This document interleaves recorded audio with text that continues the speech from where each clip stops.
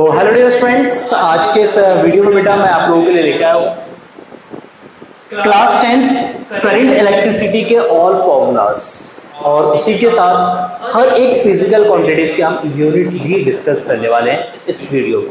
तो प्लीज बने रहिए इस वीडियो में, एंड तक जरूर देखिएगा और ये सारे फॉर्मूलेस बेटा आप अपने नोटबुक में जरूर लिखिएगा और उनको बार बार रिवाइज करेंगे तो फॉर्मूले सारे याद हो जाएंगे और फॉर्मूलेस याद हो जाएंगे तो न्यूमेरिकल्स करने में आपको बहुत आसानी रहेगी।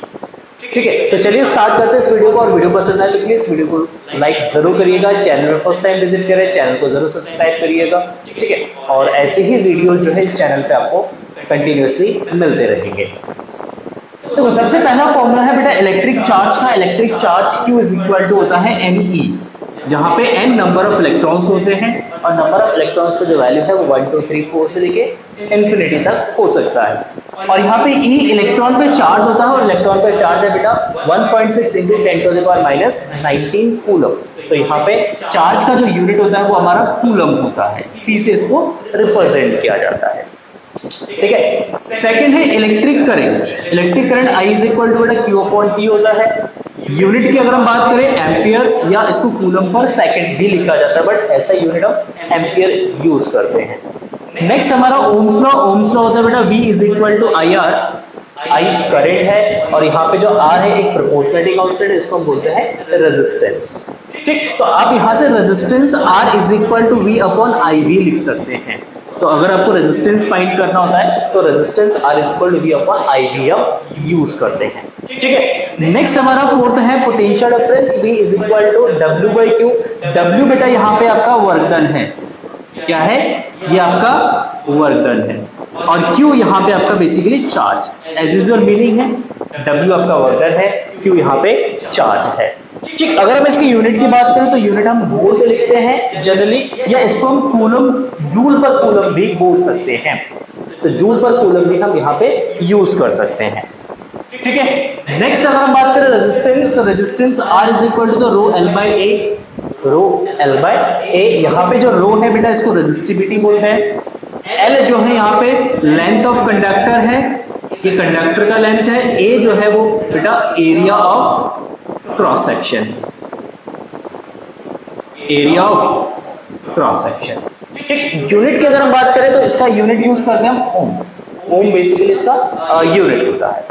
ठीक है, चलिए नेक्स्ट आपका series combination of resistance. Series combination of resistance that is RS is equal to R1 + R2 + R3।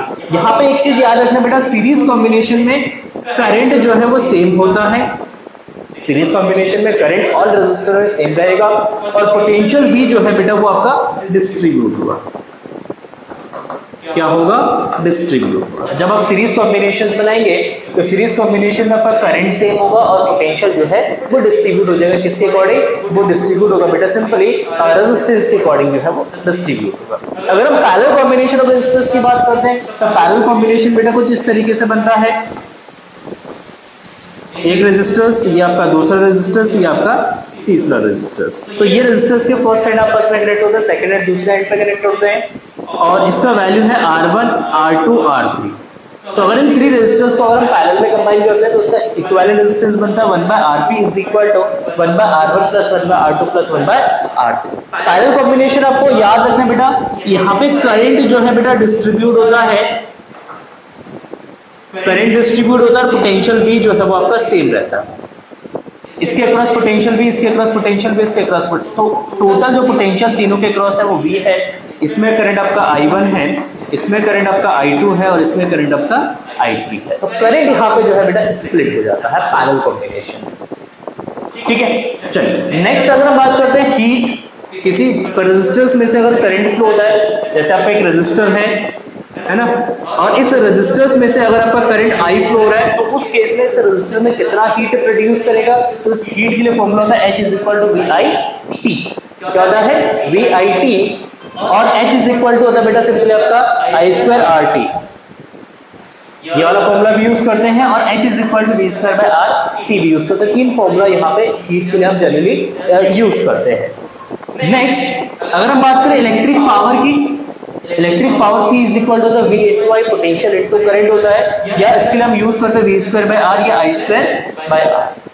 ठीक है। अच्छा, यहाँ पे एक चीज देखना बेटा, H इज इक्वल टू जो आपका आई स्क्वायर आर टी है ना, इसको हम जूल्स लॉ ऑफ हीटिंग बोलते हैं, जूल्स लॉ ऑफ हीटिंग बोला जाता है। ये भी आप याद रखिएगा, Joule's law of heating that is H is equal to I square R होता है। Next electric energy, electric energy होता है E is equal to power into time. Power की जब हम टाइम से मल्टीप्लाई करते हैं तो क्या मिलता है हमें, इलेक्ट्रिक एनर्जी मिलता है। ठीक है, तो इलेक्ट्रिक एनर्जी के पावर इनटू टाइम भी यूज कर सकते हैं, और इलेक्ट्रिक एनर्जी के लिए हम सिंपली VIT भी यूज कर सकते हैं, V square by R T भी यूज कर सकते हैं, और I square by R sorry I square into R into T भी हम यूज कर सकते हैं। तो जनरली क्योंकि ये एनर्जी है, इसका यूनिट होता है जूल, पावर का यूनिट होता है वॉट या जूल पर सेकेंड। ठीक है, तो ये सारे फॉर्मूलेज है इलेक्ट्रिसिटी चैप्टर से रिलेटेड। ठीक है, आई होप आपको ये सारे फॉर्मूलेज एक साथ मिल गए और आप इन सारे फॉर्मूलेज को नोट भी कर लिया है। अगर नहीं नोट किया तो स्क्रीनशॉट लेके आप सारे फॉर्मूलेज को नोट करिए और इनको बार बार रिवाइज जरूर करिए। ठीक है, नेक्स्ट वीडियो किस टॉपिक पे चाहिए आप कमेंट सेक्शन में लिखिएगा, डेफिनेटली उस टॉपिक पे आपको वीडियोस मिलेंगे। चलिए मिलते हैं नेक्स्ट वीडियो में, तब तक के लिए thank you and so much. और प्लीज वीडियो को लाइक जरूर कर देना, चैनल पर फर्स्ट टाइम आए तो चैनल को जरूर सब्सक्राइब करिए। Thank you and bye bye.